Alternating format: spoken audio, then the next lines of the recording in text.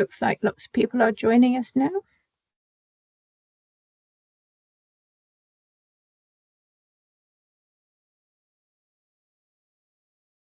I'll just leave it a few more seconds and we'll see who else is going to join in and we can get going.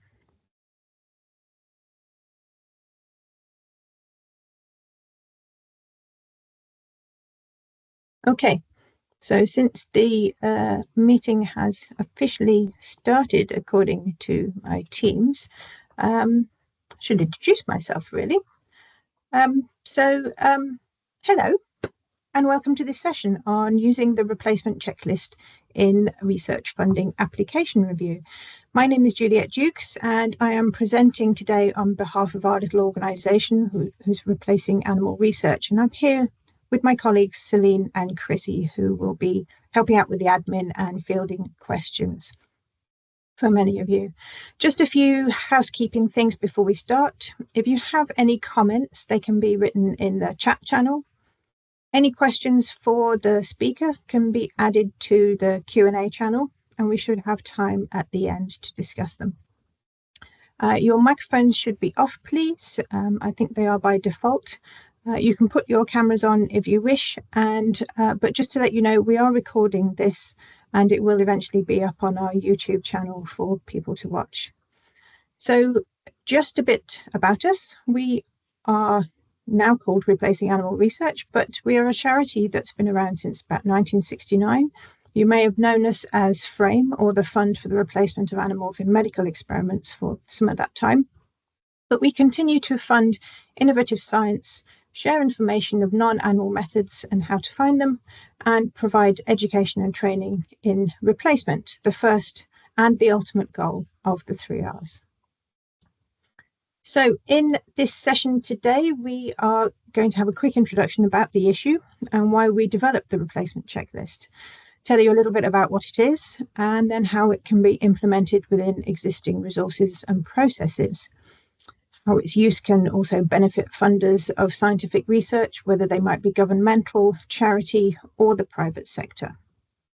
Now, I am aware that we have a few people from different parts of the world joining us today. So just to make you aware that this presentation has been put together from a UK perspective, but the principles will be relevant elsewhere in the world. So off we go. So we know that replacement is currently poorly addressed for a number of reasons. We hear that the R of replacement is the trickiest of the 3, that refinement is comparatively straightforward once you have an idea of what is important for an animal's welfare, and reduction is predominantly a case of robust experimental design. But I'm obviously simplifying quite a bit here. But replacement is a very different way of thinking. There seems to be a widespread lack of knowledge of where to look and how to look, and this is not helped by the fact that there's no clear labelling system. Authors and databases rarely use the terms alternatives, NATs, NAMs type terminology in tags, titles, abstracts, or keywords. So it's unsurprising that there's a lack of confidence in how to address it and how to challenge it. On the one hand, it's subject specific, but at the same time, it invites and requires cross-disciplinary solutions, which is not something that our brains are used to dealing with. It often means adopting new technology, which is also not straightforward for us humans, and guidance is limited and often misdirecting. We're focusing on the methodology rather than thinking about the goal of the research and how to get there. And often replacement is considered and challenged far too late in the research process, and more about that in a moment. Within the UK, a review of the current processes across the sector, which was commissioned by the National Centre for the 3 Rs, NC3Rs, has formally acknowledged now that replacement does not seem to be covered well by any of the review processes, and that most funders reported that peer review focuses on whether the applicants are using an appropriate model to address the question they want to ask and answer, where use of animal is proposed, rather than on the availability of suitable replacement technologies. And none of the funders they interviewed reported any systematic searching for possible replacements. Now, We know that replacement needs addressing earlier in the research process than the other two R's, but we tend to think about it when we consider the other two R's, reduction and refinement, and often we conflate three into one blurry concept. So if we consider the research process as it's laid out in this slide from stage 1 through to stage 8, thinking about what the appropriate experimental model should be to answer the research question needs to happen right at the start, at point 1, at the point of conception of the research, before resources to carry it out are obtained. What is the best way to answer the research question? How is data going to be gathered? But in reality, consideration of replacement tends to come when funding is in place and when an application for an animal license is needed, because at this point, it's a legal obligation. On this diagram, this is point 4, and this is too late. Decisions to use animals have already been made. Consideration of how to avoid animal use, if at all possible, needs to happen much earlier on in the process at point 1, at which point the research question is being defined and the approach to address it is being developed. But we also know that guidance on how to search for and how to identify alternative methods is confusing and inadequate, and we include our own historical guidance in that. The focus tends to be on the other two R's rather than alternatives, despite some guidance specifically stating it's for replacement. It tends to encourage users to explore literature of animal-based in vivo research and recommends that they carry out systematic reviews. Now, potential replacements for animal use will not likely be found in vivo papers, although refinement and reduction will.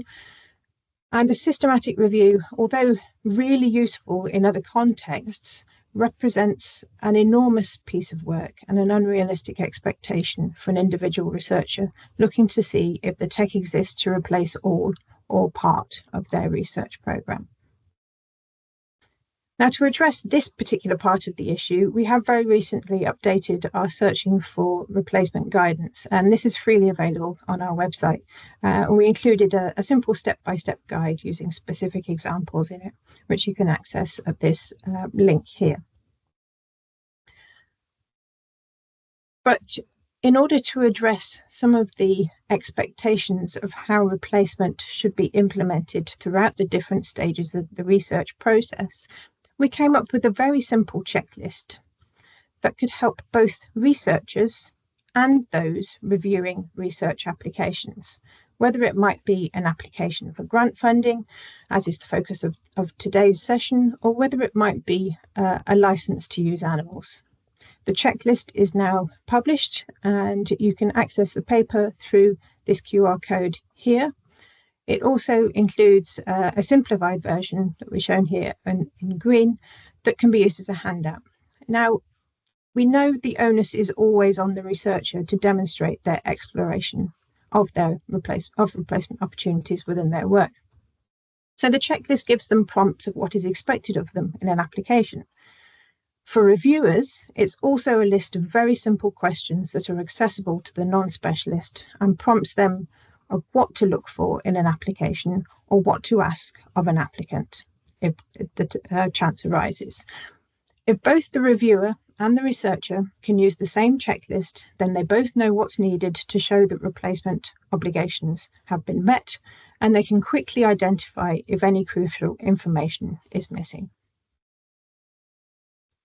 So why should funding bodies and reviewers of funding applications use this checklist? Well, the first reason would be to align with the UK government strategy.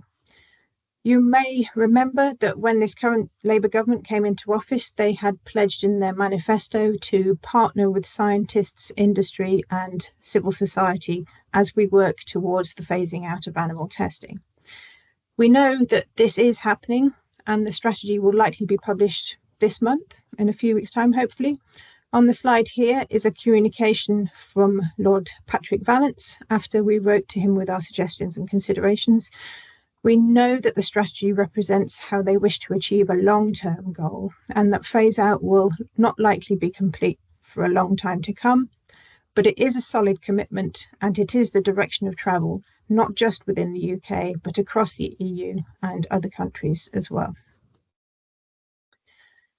And using the checklist would also mean that UK RI requirements can be met with respect to replacement. So UK Research and Innovation is the largest investor in research and innovation in the UK. It's a non-executive, it's an executive non-departmental public body sponsored by UK government's Department for Science, Innovation and Technology. And they have responded to the findings and recommendations of the Raw report I mentioned earlier. And they're now implementing changes across the application review and training processes throughout the different research councils within the UK. The new policy and statement has been driven by the principles of the 3Rs, and they'll only fund research, animal research, if no scientifically acceptable non-animal alternative exists. Researchers are expected to give appropriate consideration to the 3Rs. They must explain in any grant proposals and in information provided to ethics committees how they have taken 3Rs into account. And all involved in the research must keep up to date with best practice and advances in the 3Rs, which of course includes replacement. And with the new UKRI funding service, which has now replaced the GES system across the research councils, researchers applying for grants to use animals in their research must now provide sound scientific rationale for the use of animals and an explanation of why there are no realistic alternatives. Now, while the wording of the second point is slightly odd in my perspective, they must demonstrate compliance with the Animals in Scientific Procedures Act. Reviewers in turn are asked to consider whether animals are actually needed for the proposed research and whether the species and model chosen are appropriate. But if we look at other representative organisations of funders of scientific research that might involve animals, they also have expectations and requirements. So membership of the Association of Medical Research Charities, AMRC, requires that those charity members that fund research using animals must ensure that all funded applications have, wherever possible, replaced animals with alternative techniques or avoided their use altogether. And that the implementation of the 3Rs is supported through expert review. So, it's also worth remembering that funders who are also signatories to the Concordat for Openness in Animal Research have committed to report and or explain how they are working to promote better application of the 3Rs and should make examples of their progress in the 3Rs publicly available.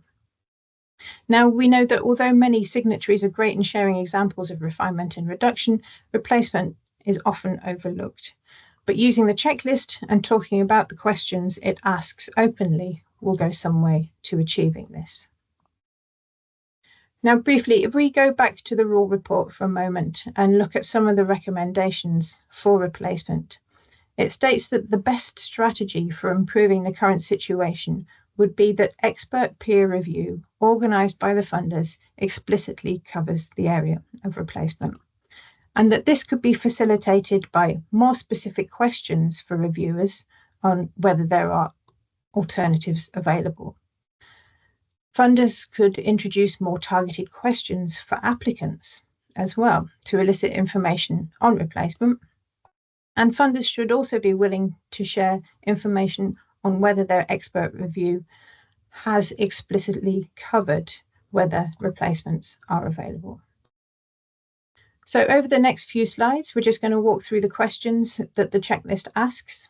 Please do keep in mind that these are intended for both researchers and reviewers, and they are simple, non-specialist, and hopefully accessible to all stakeholders.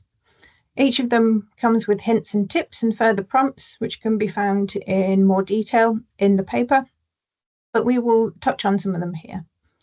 The questions of the checklist can be grouped under what, where, how, when, who, and why.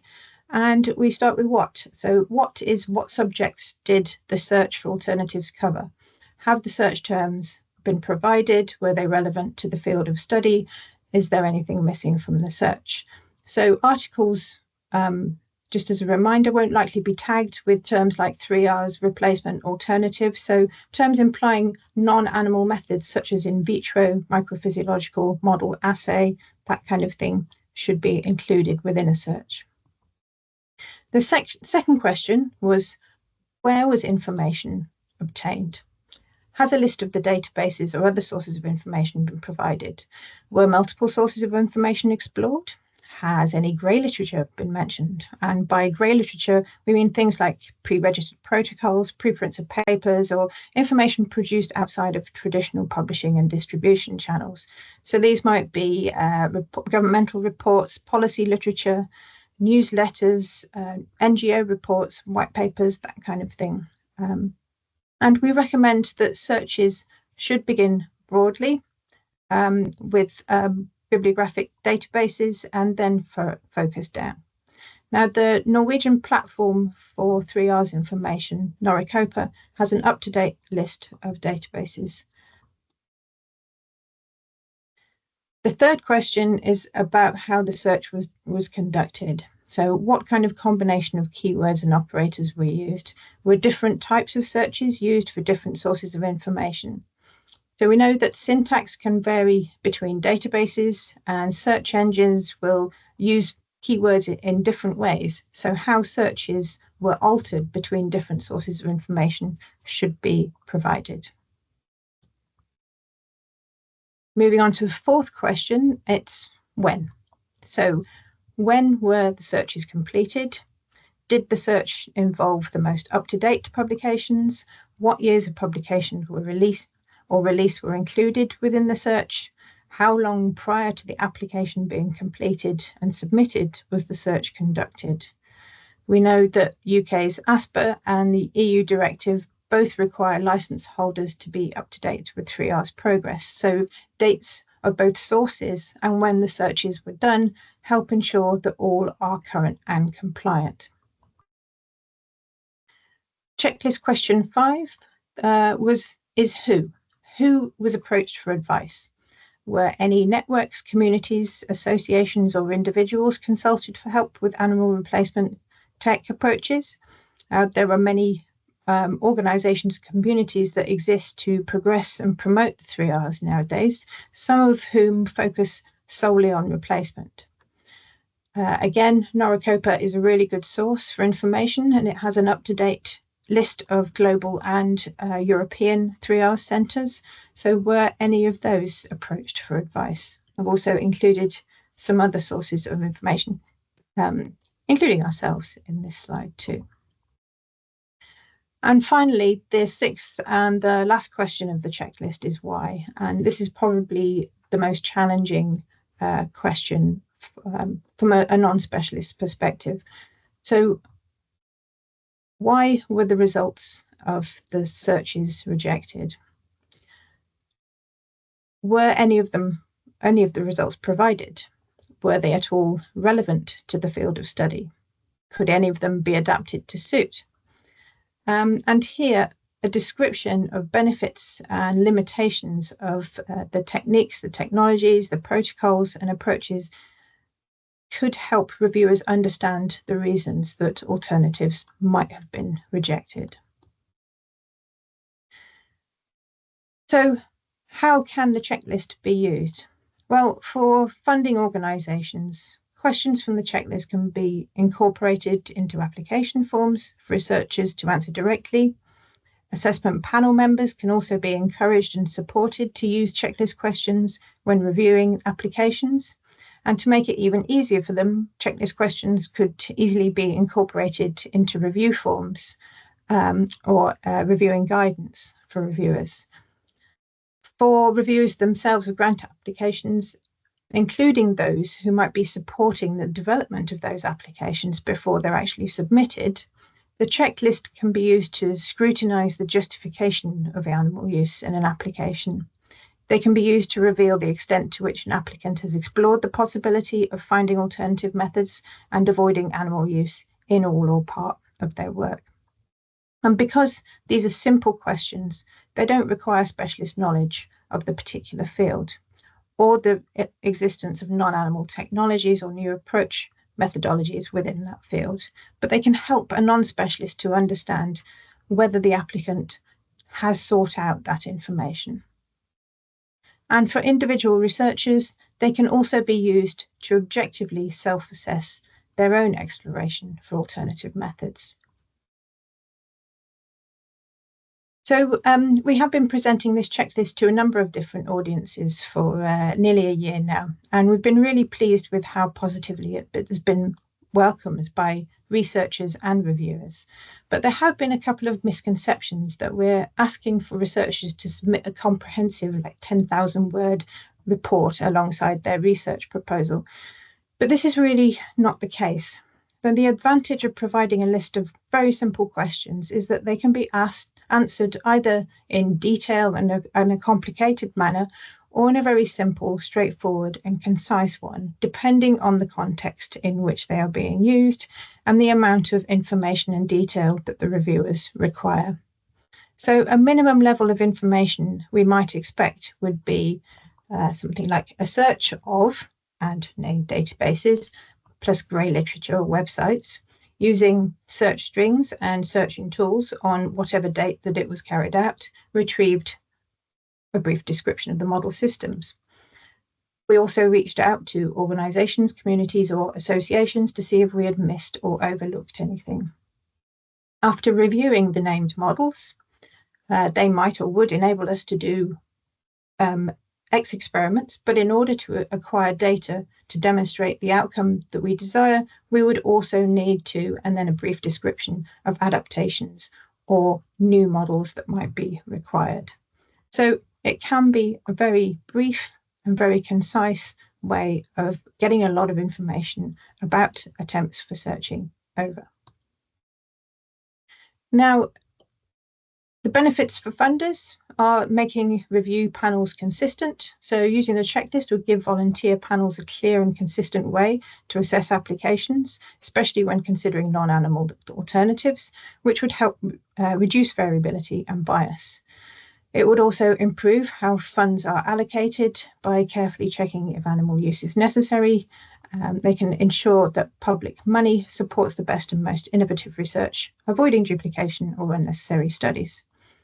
It also enhances scientific quality. So looking for alternatives encourages researchers to think more critically about their methods. This can lead to using more accurate, human relevant models, which improves reproducibility and translatability.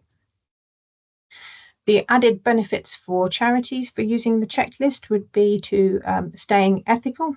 So those charities focused on health and well-being can use the checklist to show that they fund research that's both scientifically strong and ethically sound, which will help address public concerns about using animals in research. It also builds donor trust. So donors value transparency, including checklist questions and grant review processes shows that donations support modern, compassionate science. And it also encourages innovation. So the checklist promotes the use of non-animal methods, obviously, which are often cheaper and more relevant to human health, which helps position the charity as a leader in forward-thinking research. Added benefits for the private sector would include things like enhancing corporate social responsibility. So using the checklist formalizes a commitment to ethical research practices, which can be a key part of a CSR strategy, appealing to clients and partners who value animal welfare.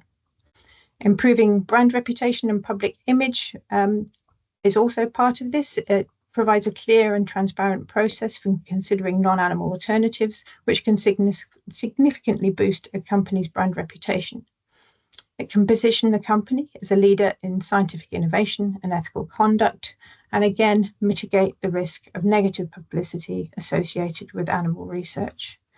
It also fosters scientific innovation and efficiency. So demonstrable, regular searching for alternatives can uncover emerging approaches that are faster, more cost-effective, and more predictive of human outcomes, which can accelerate R&D timelines and lead to more competitive products and discoveries. And it also attracts top talent. Researchers and scientists are often motivated by working for organizations that are leaders in ethical and forward-thinking practices. Integrating the checklist shows a commitment to the future of science, making the company an attractive employer.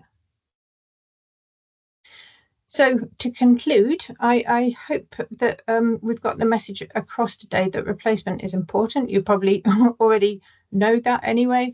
And I hope you can appreciate that the questions we're providing here, are simple, and addressing them should not be an onerous task. We've provided help and guidance for both applicants and reviewers, so everybody should know what is needed of them, what's required of them, and nobody should be caught out. So at that point, I just want to signpost you to some other resources and training, both our own material and those obviously of other organisations. If you'd like more formal training in thinking about searching for existing non-animal alternatives, we do recommend the ETPLUS module 52. It's free to register and complete, and it's worthwhile sharing with others within your organisations. So at that point, I'd like to thank you for your attention today and encourage you to give us some feedback. We are a small charity, and as such, we must demonstrate our work is having impact and that our donations are being used effectively. So if you do have time, please do go through the QR code on the left-hand side of the screen and give us some feedback, and sign up for our newsletter for more updates using the QR code on the right. So I think at this point, Celine, can we address any questions in the chat if there are any, please? Thanks, Juliet. No, apparently you've been crystal clear and everything is so straightforward that there are no questions in the chat. We do have a few minutes if anybody wants to raise anything. Otherwise, you can all always contact us directly. We're very straightforward to get hold of. It's juliet@replacinganimalresearch.org.uk or celine@replacinganimalresearch.org.uk. So yeah, if anything occurs to people afterwards. Many thanks. Just to reiterate, thank you, Maria. If anything does come to mind, then please do drop us a line. As Celine said, juliet@replacinganimalresearch.org.uk, and we can set up an MS Teams chat or just talk over email. So thank you all for joining us today, for giving us part of your time, and please do sign up for our newsletter. Please do give us some feedback. If you do use the checklist in your own work and share it with your colleagues, please let us know how it's going. We want to hear both the good and the bad feedback and how we can improve its implementation and how we can support you further in your replacement work. So once again, thanks very much for joining us today. And this recording will be available eventually on YouTube, but Microsoft Teams should be sharing it with you all automatically afterwards. Thank you.